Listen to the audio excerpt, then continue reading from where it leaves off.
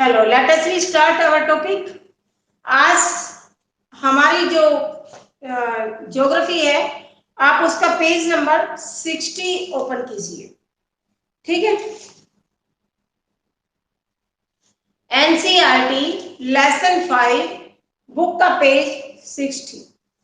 आज हम पढ़ेंगे खनन के जोखिम और खतरे। जोखिम का मतलब होता है कोई ऐसी बाहरी संकट, कोई खतरा। कल हमने विभिन्न प्रकार के बॉक्साइट, अपरक, तांबा, एल्युमिनियम खनिजों का अध्ययन किया था।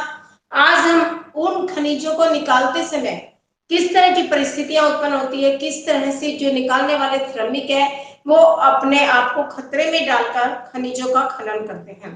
देखो, सुनने में बहुत आम सी चीज लगती है कि खनिज खनन कर दिया, हमें उन खनिजों से ये चीजें प्राप्त होती है, लेकिन जो उस काम को करते हैं वो कितना भारी जोखिम मोल लेते हैं, उसका वर्णन यहाँ किया गया है। अपना टॉपिक निकालिए, खनन के जोखिम। क्या आपने कभी खनिकों द्वारा आपके जीवन को सुविधाजनक बनाने के लिए किए गए प्रयासों के बारे में सोचा है? खनिक कौन होते हैं? जो खानों की खुदाई करते हैं। खनन जो खुदाई करके हमें सामग्री प्राप्त होती है। खोदना, खनन का मतलब खोदना, और खनिक होते हैं खोदने वाले। ठीक है, क्लियर आपको दोनों वर्ड? हाँ जी, मुझे रिस्पॉन्स दिया करो आप लोग। खदानों में काम करने वाले श्रमिक लगातार धूल व हानिकारक धुएं में सांस लेते हैं। पहली उनकी दिक्कत क्या बताई? जब भी वो खानों को खोदते हैं तो खानों की खुदाई इजीली तो होती नहीं है, बहुत जोर लगता है, और खुदाई के साथ साथ डस्ट उड़ती है। कितना ज्यादा पर्यावरण प्रदूषित होता है, उससे क्या होता है, डस्ट के उड़ने से सांस के साथ वो डस्ट हमारे फेफड़ों में जाती है। जो भी वो श्रमिक काम करते हैं उनके फेफड़ों से संबंधित बीमारियां लग जाती हैं। तो और उसके बाद खादानों की छत का गिरना। कभी ऐसा होता है कि खानों की छतें गिर सकती है, एक सुरंग सी बन जाती है, खोदते खोदते उसके अंदर घुस घुस के वो खुदाई करते हैं। तो कभी ऐसा भी हो सकता है कि अचानक ऊपर की छत गिर जाए। वो खोदने से हल्की तो हो ही जाती है, थोड़ी खोखली सी होती है। सैलाब आना, यानी कभी कभी एकदम से बारिश आना, तेजी से कोई एकदम से तेज आंधियां चलना, उससे ये खतरा हो जाता है कि खदानों की छत गिर सकती है। कोयले की खदानों में आग आदि लगने का डर रहता है। अगर कोयले में आग लग जाए, आप कल्पना करो कोयले की खदान में आग लग जाए तो कितना भयंकर सीन होगा। वो सारे कोयले में भी आग लग जाएगी ना, बचना कितना मुश्किल हो जाता है किसी भी इंसान का। बहुत खतरा होता है इन खदानों में काम करने में। खतरे खादान श्रमिकों के लिए स्थायी है, ये उनके लिए परमानेंट है। ये दिक्कतें आएंगी, ये पता होता है, क्योंकि खदान आराम से नहीं खोदी जा सकती हैं। खदान क्षेत्रों में खनन के कारण स्रोत संदूषित हो जाते हैं, यानी अपनी जान को रिस्क में डालकर खुदाई की जाती है किसी भी क्षेत्र की। जो भी अवशिष्ट पदार्थ बचते हैं खोदने के बाद, खनिज तरल के मलबे की खता लगाने से भूमि में मिट्टी का अवक्षय होता है। जब भी खानों की खुदाई होती है तो आसपास की मिट्टी भी कमजोर होती है, उसका अक्षय का मतलब है हानि होती है, क्षय होता है। वो बह बहकर या उड़ उड़कर खोखली हो जाती है, तो वो इजीली अपर्दन क्रिया के साथ कहीं भी बह सकती है, या पवन से वो कहीं भी उड़कर दूसरे स्थान पर जा सकती है।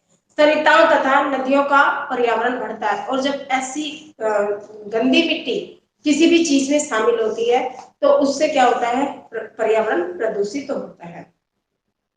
खनन को घातक उद्योग बनने से रोकने के लिए दृढ़ सुरक्षा विनियम, यानी खदानों में इतनी तरह का खतरा है, और फिर उसके बाद ये घातक उद्योग होने के साथ साथ लोगों की जान को खतरे में डालता है। तो क्या कहा जा रहा है कि ऐसे कड़े सख्त नियम बनाए जाए, अगर किसी का नुकसान होता है, किसी की क्षति होती है, तो उसकी पूर्ति गवर्नमेंट द्वारा हो, या उन खदानों में काम करने वाले जो भी बिल्डर्स होते हैं जो उनको ठेका देते हैं उनसे, मान लो कोई खदान में काम करते वक्त व्यक्ति क्षतिग्रस्त होता है तो उसकी भरपाई हो, ताकि उसके पीछे के जो मेंबर्स हैं वो परेशान ना हो।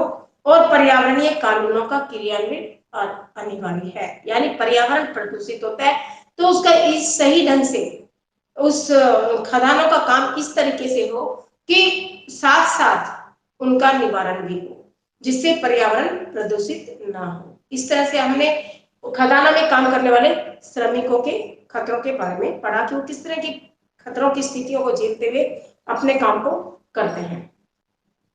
आगे हम पढ़ेंगे खनिजों का संरक्षण क्यों जरूरी है। खनिजों का संरक्षण का मतलब है, पहले हमने पढ़ा खदानों में काम करना, खदानों में काम करना जोखिम भरा यानी मुसीबत से कम नहीं है, ठीक है। उसके बाद हम पढ़ेंगे संरक्षण, खनिजों का संरक्षण क्यों जरूरी है, हमें इसकी जरूरत क्यों है। हम ना करें, पढ़े रहे, लेकिन कुछ ना कुछ तो इसकी जरूरत महसूस होगी ना। क्यों आवश्यकता ऐसी होती है कि हम खनिजों को खोदें, उनका संरक्षित करके रखें, क्यों? क्योंकि देश के विकास के लिए ये अति आवश्यक है। कैसे, देखिए, हम सभी को उद्योग और कृषि की खनिज निक्षेपों, उनसे विनिर्मित पदार्थों पर भारी निर्भरता सुनिश्चित है। यानी हमें कृषि से जो कच्चा माल मिलता है या हमें जो खदानों से हमें जो खनिज मिलते हैं, अयस्क मिलते हैं, वो किसके लिए, जो भी हम किसी भी माल को तैयार करते हैं उसमें एक अहम भूमिका निभाते हैं। अगर हमारे पास किसी चीज के लिए कच्चा माल ही नहीं है तो हम उससे उत्पाद तैयार नहीं कर सकते हैं। जैसे हमारे पास अगर कपास नहीं है तो हम सूती कपड़े नहीं बना सकते हैं, अगर हमारे पास गन्ना नहीं है तो हम चीनी नहीं बना सकते हैं। इसलिए हमें ये कृषि से कच्चा माल प्राप्त होता है। अगर हमारे पास चूना पत्थर नहीं है, हमारे पास अबरक नहीं है, तो हम इनसे बड़ी किसी चीज का निर्माण नहीं कर सकते हैं। इसलिए दो जगहों से हमें कच्चा माल प्राप्त होता है, एक कृषि से, दूसरा खनिजों से। ये ऐसी जगहों से, और उससे हम क्या करते हैं, कच्चा माल प्राप्त करने के बाद हम उससे किसी भी उत्पाद को तैयार करते हैं और फिर उससे हमारा देश का जो औद्योगिक विकास है वो उस पर निर्भर करता है। उस औद्योगिक विकास से हम अपने सामान को निर्यात करते हैं और भारी मात्रा में विदेशी मुद्राओं को अर्जित करते हैं, अपने व्यापार को बढ़ाते हैं। तो देखिए, जो भी खनन योग्य निक्षेप की कुल राशि असार्थक अंश है, यानी जब हम खनन करते हैं तो उससे जो भी हमें पैसा मिलता है उसका थोड़ा सा हिस्सा ही हम प्राप्त कर पाते हैं, भू प्रपट्टी का केवल 1%। क्यों?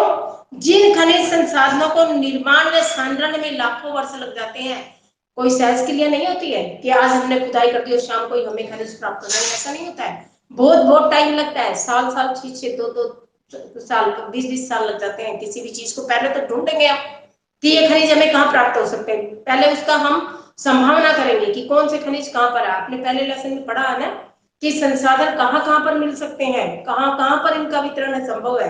फिर उसके बाद हम प्रोग्राम बनाते हैं इनकी खुदाई कैसे हो, ठेका कैसे दिया जाए, किस तरह से। तो ये सहज क्रिया नहीं होती, इसको बनाने में सालों साल लग जाते हैं। फिर उनका शीघ्रता से उपयोग करके उनको खत्म कर देना, वो एक सबसे भारी गलती होती है। खनिज निर्माण की भूगर्भिक प्रक्रियाएं इतनी धीमी है, यानी खनिज जो बनते हैं वो चट्टानों के अंदर गतिशील होने के कारण बनते हैं और वो प्रक्रिया कभी हजारों, सौ, सैकड़ों सालों में होती है, बहुत धीमी गति से होती है। उनके वर्तमान उपभोग की दर की तुलना में, यानी आज हम जो उनका उपभोग करते हैं, आज हमारे प्रयोग में जो चीजें आती हैं उसकी जो पुनर्भरण है, उसकी जो भरपाई है वो हमें अगली पीढ़ी तक चाहिए। और इनके बनने की, खनिजों के निर्माण की प्रक्रिया बहुत धीमी गति से होती है। इसलिए कहने का तात्पर्य क्या है कि हमें खनिजों को बहुत सोच समझकर यूज करना चाहिए। पहला पॉइंट आप बना सकते हो, असार्थक अंश,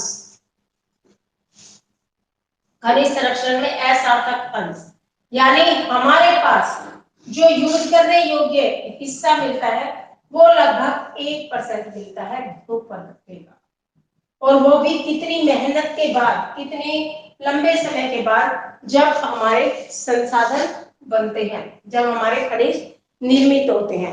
उसके बाद धीमी गति की प्रक्रिया है, यानी हमने क्वेश्चन किया था कि हम खनिजों का संरक्षण क्यों करें, तो इसलिए करना पड़ता है कि धीमी गति से बनते हैं, धीमी गति से बनने की प्रक्रिया। इसको बनने में हजारों करोड़ों साल लग जाते हैं और बनने के बाद भी हमें इसका थोड़ा सा हिस्सा ही प्राप्त होता है। ठीक है, तीसरा पॉइंट हम इसका करेंगे। धीमी गति की प्रक्रिया क्या है कि इसको बनाने में लाखों समय लगते हैं और इसकी जो हम उपयोग करते हैं वो बहुत तेजी से करते हैं। तो क्या है, उपयोग तेजी से करेंगे और बनने के बाद वो हमें मिलते बहुत धीरे धीमे गति से, तो क्या है, खत्म ही होंगे धीरे धीरे। जो चीज हमारे पास कम है और उपयोग हम ज्यादा करते हैं तो भावी पीढ़ी की तो हम कल्पना ही नहीं कर सकते कि उनके लिए हम उसको बचा के रखेंगे। तो इसलिए खनिजों का जो संतुलन है कि हमें भी जरूरत हमारी पूरी हो, आगामी जो पीढ़ी है आने वाली उसकी भी आगामी जनरेशन है जो है उसकी भी नीड्स फुलफिल हो सके। तो उसके लिए हमें क्या करना है, बहुत सोच समझकर, संसाधनों का बहुत सोच समझकर हमें खनिजों का प्रयोग करना है। उसके बाद हम तीसरा पॉइंट बनाएंगे आगे पढ़ने के साथ साथ। देखिए, इस खनिज संसाधन सीमित तथा अनवीकरण योग्य है, यानी कुछ संसाधन ऐसे हैं जो सीमित मात्रा में हमारे पास है, बहुत कम मात्रा में, सीमित और ऊपर से सीमित होने के साथ साथ अनवीकरण भी है, यानी एक बार जो खत्म हो गए वो हमें दोबारा प्राप्त कब होंगे कुछ नहीं कहा जा सकता। कुछ संसाधन तो ऐसे जो खनिज ऐसे हैं जो एक बार जिनको हमने यूज कर लिया वो खत्म, दोबारा उनके बनने की क्रिया 50-50 साल, हजारों सालों में पूरी होती है, और कई ऐसे जो बना ही नहीं सकते, हम एक बार खत्म हो गए, दुर्लभ चीजें होती हैं। तो उसके लिए हमें क्या करना है, हमारे देश की जो खनिज है एक मूल्यवान संपत्ति है, लेकिन ये अल्पजीवी है, थोड़े समय के लिए रहने वाले हैं। अयस्कों के सतत, अयस्क यानी जिनसे हमें खनिज प्राप्त होते हैं, ठीक है, उनके सतत, सतत का मतलब है लगातार प्रयोग करने से, उत्खनन से, उत्खनन का मतलब उनको खोदने से लागत बढ़ती है। बार बार हम किसी खनिज को निकालते हैं तो श्रमिक रखने पड़ते हैं, श्रमिकों के साथ उनका वेतन देना पड़ता है, फिर जो खाने जहां से हम खोदते हैं वो खोखली हो जाती है और पर्यावरण प्रदूषित होता है, नुकसान ही होता है। तो उसके साथ साथ और उन खनिजों की जो गुणवत्ता है वो भी बार बार घटती है। तो एक बार प्रोग्रामिंग के साथ इन चीजों को पूरा किया जाए। ठीक है, आपने खनिज संसाधनों को सुनियोजित एवं सतत पोषणीय ढंग से प्रयोग करने के लिए एक तालमेल युक्त प्रयास करना होगा, यानी पहले से हमें ऐसे ढंग से खनिजों का उपयोग करना चाहिए कि पहले हम उसका प्रोग्राम बनाएं, उसका तालमेल बनाकर रखें ताकि हमें नुकसान ना हो और पर्यावरण पर गलत प्रभाव ना पड़े, पर्यावरण पर प्रभाव अच्छे ढंग से निकालें, एक स्कीम के साथ हम उनको खोदें। ठीक है, उसके बाद उन्नत प्रौद्योगिकियों का सतत विकास करते रहना, यानी जैसे कृषि के लिए नए नए यंत्र आ गए, नए नए उर्वरक बीज आ गए, कीटनाशक दवाइयां आ गई, इसी तरह से खनिजों के लिए भी नई नई प्रौद्योगिकी होनी चाहिए, जिससे क्या हो, समय की बचत हो, पर्यावरण प्रदूषित ना हो, इस तरह की प्रौद्योगिकी हो जिससे खनिजों का खनन अधिक मात्रा में जल्दी किया जा सके। धातुओं का पुनर्चक्रण, रद्दी धातुओं का प्रयोग तथा अन्य प्रतिस्थापनों का उपयोग भविष्य में हमारे खनिज संसाधनों के संरक्षण के उपयोग है। क्या क्या चीज बता रहा है ये, धातुओं का पुनर्चक्रण, कोई भी धातु है उसका इस तरह से उपयोग करें कि वो धातु पुनर्चक्रित हो सके। जैसे हम किसी चीज को, आजकल ये थर्माकोल वगैरह की सीटें होती हैं, ये किससे बनती है, रिसाइकिलिंग से ही तो बनती है, जिससे मतलब किसी चीज को दोबारा से यूज कर सके, ऐसी तकनीक आनी चाहिए, पुनर्चक्रण की प्रक्रिया होनी चाहिए ताकि हम एक एक चीज का बहुत सही तरीके से उपयोग कर सके। उसके बाद हमारा नेक्स्ट टॉपिक शुरू होता है, पहला था खदानों में काम करना, दूसरा खनिजों का संरक्षण और तीसरा हमारा है खनिजों का ऊर्जा संसाधन किस तरह से हम प्राप्त कर सकते हैं। ठीक है, आपका खनिजों का संरक्षण जो है ये दो तरह से क्वेश्चन आ सकता है, एक तो संरक्षण की आवश्यकता क्यों है, दूसरा सुनियोजित तथा संधारणीय तरीकों से किस तरह से हम इनका उपयोग कर सकते हैं। किसी तरह से आए, बस आप संसाधन संरक्षण को देखना और क्वेश्चन को, ये 5-7 पॉइंट है जिसको मैंने एक्सप्लेन कर दिया, आपको उसको लिखना है। उसके बाद हम देखते हैं ऊर्जा संसाधन क्या है? जिनसे हमें ऊर्जा प्राप्त हो वो क्या कहलाते हैं? ऊर्जा संसाधन। ठीक है, ऊर्जा हमें किस किसी से प्राप्त होगी हम रीड करते हैं, देखिए आपको यहां से पता लगेगा। ठीक, ऊर्जा सभी क्रियाकलापों के लिए आवश्यक है, यानी कोई भी काम हो बिना किसी ऊर्जा के नहीं हो सकते हैं। ऊर्जा खाना पकाने में, ऊर्जा किसको कहते हैं? जिससे हम किसी भी चीज को चलायमान करते हैं। लाइट है, ये भी ऊर्जा है। पेट्रोलियम है, ये भी ऊर्जा है। डीजल है, ये भी ऊर्जा है। खनिज है, ये सारे ऊर्जा रूप में मिलते हैं हमें। किस तरह से? खाना पकाने में, रोशनी और ताप के लिए, गाड़ियों के संचालन तथा उद्योगों में, मशीनों के संचालन में। किस चीज की जरूरत पड़ती है हमें? ऊर्जा की। कहां कहां पर? मशीनों को चलाने में, गाड़ियों को चलाने में, कोई भी क्रियाकलाप हम जहां करते हैं, खाना बनाया हो या रोशनी हो या उसमें प्राप्त करने के लिए, सब जगह पर किसका प्रयोग होता है? ऊर्जा का। ऊर्जा का उत्पादन जो भी है वो खनिजों के से प्राप्त होता है, जैसे कोयला है। कोयला क्या है? एक खनिज है। कैसा खनिज है? एक अनविकरणीय खनिज है। पेट्रोलियम है, प्राकृतिक गैस है, यूरेनियम है, विद्युत है। इससे हमें क्या प्राप्त होती है? ऊर्जा। ऊर्जा संसाधनों को दो भागों में बांटा गया है। कौन कौन से? एक परंपरागत, दूसरा गैर परंपरागत। ठीक है, अब इनमें क्या अंतर है इसको देखते हैं। एक से दूसरा टॉपिक निकलता है बेटा एसएस में। हेलो, आप लोग सुन रहे हो ना? मुझे यहीं पे हो ना? अब परंपरागत जो भी संसाधन है, ऊर्जा को दो भागों में डिवाइड किया गया है। कौन कौन से? परंपरागत और अपरंपरागत। परंपरागत ऐसे संसाधन होते हैं जो पुराने समय से, जो हमारे कभी दादा वगैरह हुआ करते थे उस समय से जिस चीजों का प्रयोग होता है वो कहलाते हैं परंपरागत संसाधन। और गैर परंपरागत आजकल नई चीजों में शामिल आ गए। ठीक है, दो तरह से होते हैं। परंपरागत ऊर्जा के संसाधनों में हम कोयले को, पेट्रोलियम को गिनते हैं। और जो गैर परंपरागत संसाधन है इसमें नई चीजें जहां से हमें ऊर्जा प्राप्त होती है, जैसे सौर ऊर्जा, पवन ऊर्जा, ये सब चीजें आती हैं। तो देखिए, परंपरागत संसाधनों में कौन कौन सी चीजें हैं? लकड़ी, उपला, कोयला, पेट्रोलियम, प्राकृतिक गैस और विद्युत सम्मिलित है। कौन कौन सी चीजें? जो चीज, जिन चीजों से हम खाद्य प्राप्त करते हैं, जिन चीजों से हमें ऊर्जा मिलती है, और वो चीजें जो पुराने समय से हम प्रयोग में लाते रहे हैं।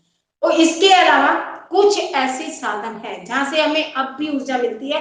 नई तकनीक के द्वारा हमने उन साधनों को खोजा है। कौन से हैं वो? जल से भी प्राप्त हो सकती है, हमें ताप से भी प्राप्त हो सकती है। जैसे कौन कौन सी? सौर से, सूर्य से।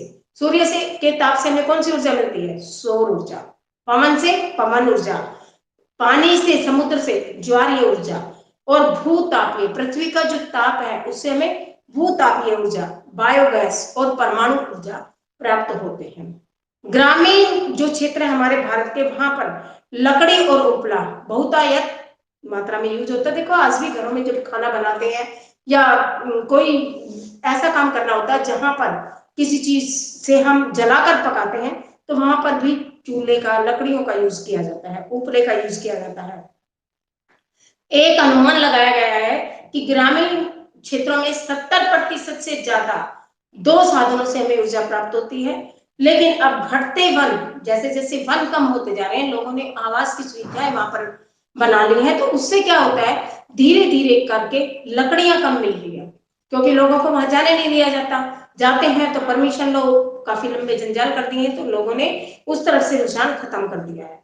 इसके कारण उपलों का उपयोग भी धीरे धीरे कम हो गया और इससे अधिक मूल्यवान खाद का उपयोग होता है।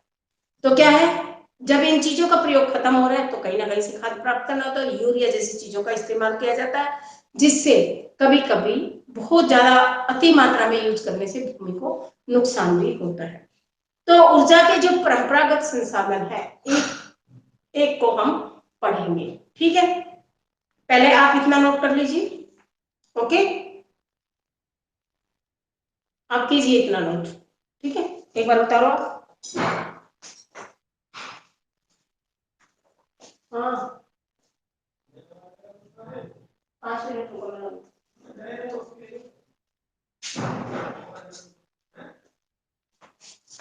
ठीक है बेटा। हाँ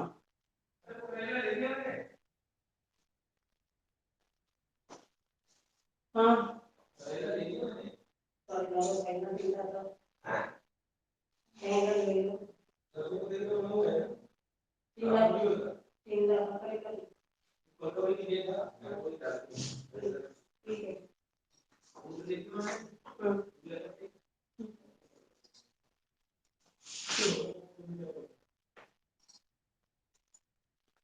हाँ जी बेटा, उतार लिया आपने।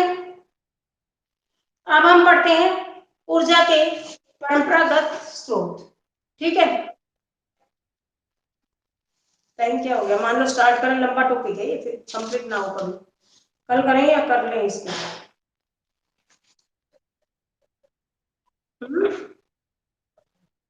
कल करा दो, क्योंकि ज्यादा क्वेश्चन भी। चलो कल करा दूंगी, क्वेश्चन बहुत ज्यादा बन जाएंगे। इतना समझ आ गया जो आज करवाया? बेटा पहले तो अपनी अटेंडेंस को टिक करो, अटेंडेंस को मार्क कर दो, ताकि आप लोग आए हो आपकी अटेंडेंस हो जाए। ठीक है बेटा?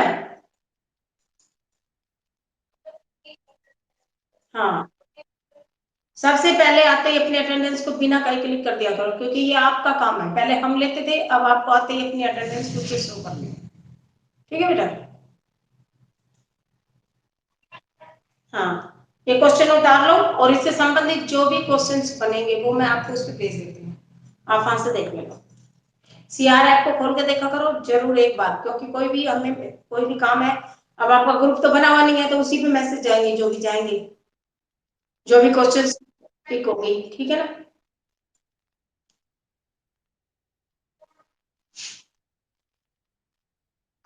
अंकित, हेलो अंकित, ये कौन सी स्टाइल है बेटा आपकी? हेलो, हाँ, ये किस तरह से नाम आ रहा है आपका? स्क्रीन पे एक एक चीज तो होती है बेटा।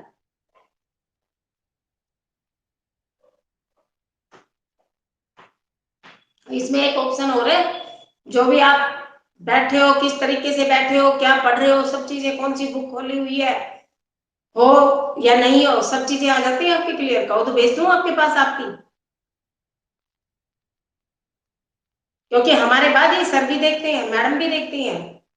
उन्होंने कुछ ऐसा इसमें सिस्टम किया हुआ है कि आपकी एक एक ऐसी रिकॉर्डिंग जाती है बिल्कुल, रूम में कौन कौन बैठा है, कौन इंटरेस्ट लेके पढ़ रहा है, कौन नहीं पढ़ रहा है।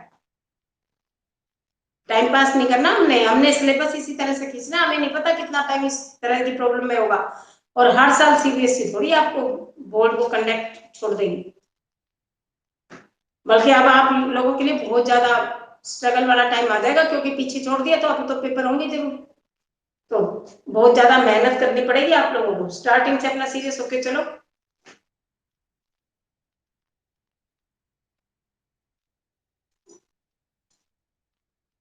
आपकी नोटबुक कंप्लीट करते रहना, किसी भी दिन एक डे रखा जाएगा जिसमें आपकी नोटबुक को चेक करने के लिए हम लोग ले सकते हैं। ठीक है? फिर अचानक से आप कहोगे कि बताया नहीं था पहले। अपना डेली का डेली वर्क, चाहे कितनी लेट हो जाओ, आप उसको उतार के सोया करो। पांच छह क्वेश्चन ही होते हैं, इससे ज्यादा तो क्वेश्चन होते नहीं। हाँ, अब ऐसे है ही लेंथी, तो क्वेश्चन भी लेंथी होंगे, तो थोड़ा सा टाइम देना भी पड़ेगा। याद कर रहे हो साथ साथ? हेलो, हाँ जी, ठीक है।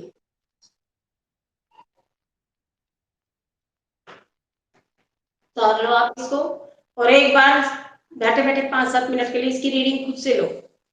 आप एक बार रीडिंग करोगे, एक बार क्वेश्चन को लिखोगे, तो आपको अपने आप खुद से याद हो जाते हैं बेटा।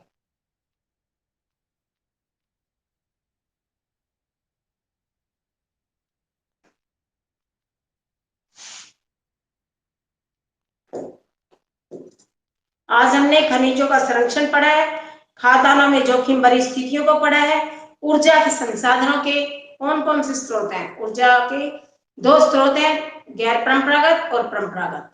ठीक है? टॉपिक दोनों लंबे थे तीनों, इसलिए मैंने अगले नेक्स्ट टॉपिक के साथ हम कल मिलेंगे।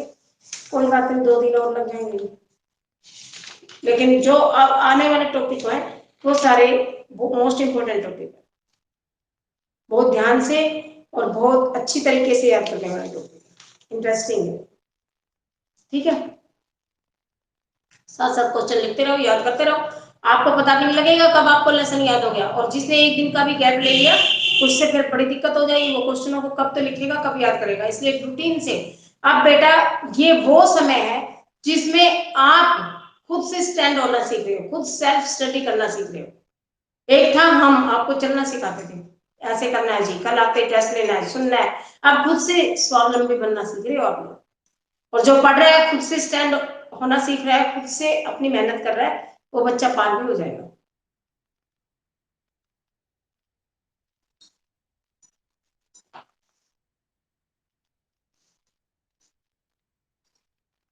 सभी क्लासेस में इतने इतने बच्चे कम होते हो आप, 14-15 बच्चे हो रहे हैं बस यहाँ, और कितनी लंबी क्लास है।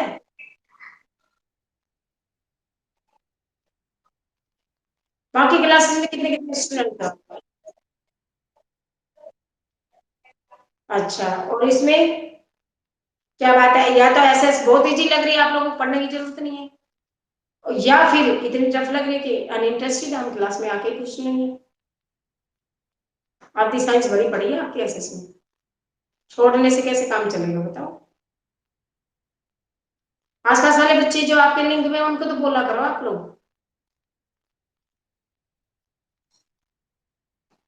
हर एक पेपर 80 नंबर का होगा, थोड़ा सा भी डाउन जो सब्जेक्ट जाएगा आपके परसेंटेज को डाउन करेगा। जो लोग आ रहे हैं वो तो ठीक है, आने के बाद काम कर रहे हैं वो भी देखना है।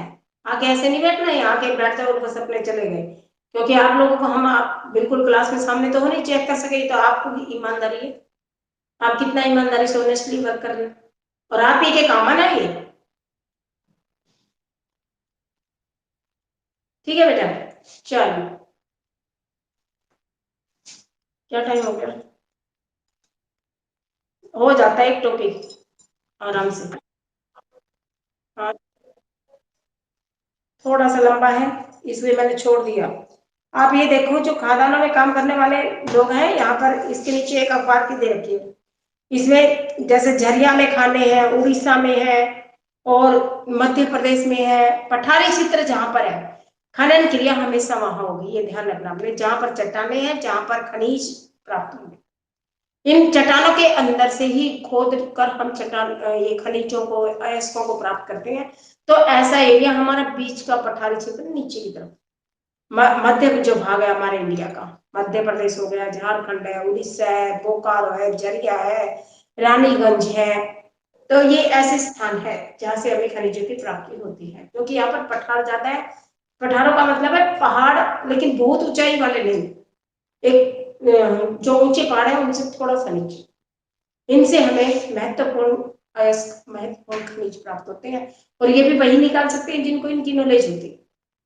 हर कोई व्यक्ति ये काम नहीं कर सकता है, वहां पर जो श्रमिक होते हैं उनको काम पर रखा जाता है, हर जगह के हिसाब से काम है। अब हम इधर कृषि में ज्यादा जुड़े हुए हैं, तो उस तरफ के लोग खनन में जाता है, नीचे जब साउथ की तरफ आओगे तो मत्स्य पालन में है, जहां पर जिस तरह की फैसिलिटीज मिलती हैं, लोग उसी तरह के व्यापार से जुड़ जाते हैं।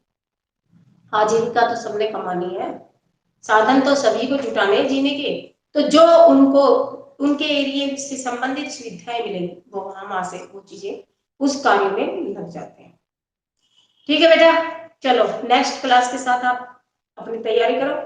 अब 2-3 मिनट और रुक जाओ, फिर अपनी क्लास को लेफ्ट आउट कर देंगे। ठीक है बेटा, आज आपने संरक्षण के 5 पॉइंट याद करने, हर क्वेश्चन के 5 पॉइंट जरूर करो, क्योंकि 5 पॉइंट में आप 5 नंबर का क्वेश्चन भी अटेम्प्ट कर सकते हो, 3 नंबर का भी और 1 नंबर का। जिसे छोटा क्वेश्चन कर दिया फिर वो बढ़ा नहीं सकता उसको, बड़े से हम छोटा 5 नंबर आपके याद है तो आप 3 पॉइंट का क्वेश्चन उससे निकाल लोगे, लेकिन जिसे 3 पॉइंट का किया वो 2 पॉइंट कैसे बनाएगा। इसलिए जो भी क्वेश्चन करते हो, चाहे वो कैसा भी क्वेश्चन है, उसके 5 पॉइंट जरूर याद किया, 5 से कम तो याद किया ही नहीं करो, क्योंकि आपके 5 नंबर के क्वेश्चन से लेकर 1 मार्क्स तक के क्वेश्चन आते हैं। ठीक है, चलो CRF से अपने क्वेश्चंस की आज की पिक देख लेना, और साथ साथ में याद भी करना, और जितना मैंने पढ़ा है इसकी रीडिंग भी करना। Now you can leave out the class. Okay बेटा।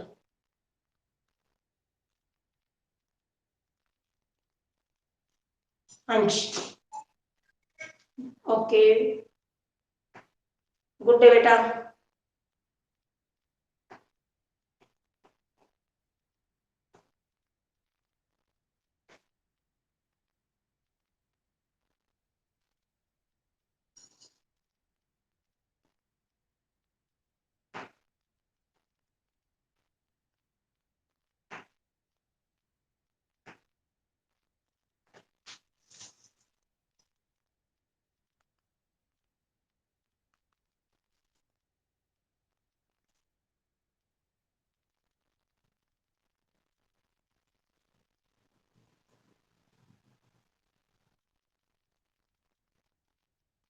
हेलो बेटा, अपनी क्लास को लीव आउट कर दो। हाँ जी, 1-2 मिनट रह रहे हैं, आप अपनी अगली क्लास के लिए प्रिपरेशन। हेलो,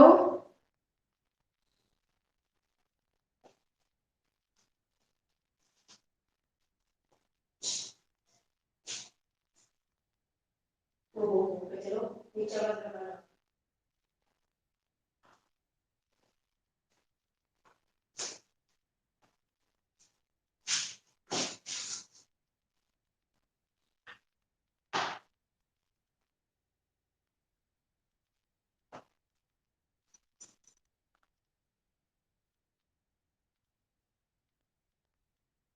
हाँ जी बेटा, क्लास को लेफ्ट आउट कर दो, शाबाश।